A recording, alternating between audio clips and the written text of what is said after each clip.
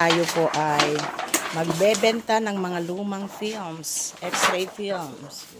Para sa Monday, yung pagbentahan namin, syempre, pag meron kaming pagsalu-saluhan.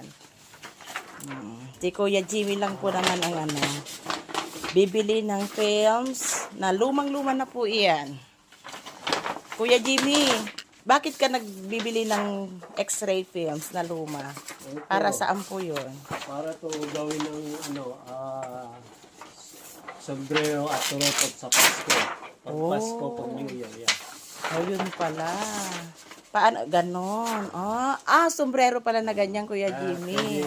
Turopot. Rotot din. Aba. Kaya pala. So, sa mga radtech na kagaya ko, Yan. ipagpaalam nyo lang sa mga amo nyo at ibebenta ang mga lumang films kaysa naman nakaimbak lang dyan. Yung lumang-luma naman na po, hindi na kailangan. Itatapon na rin yan. O, syempre pag naipon din, konti lang din naman ang mga films namin na hindi, yan lang. Konti din yung mga discarded films ko kasi bibihira lang naman kaming magka-discarded. Kapag ang patient namin ay medyo pasaway, hindi nagtanggal ng mga, alam nyo na, mga accessories sa chest, kahit sinabihan, discarded na yun.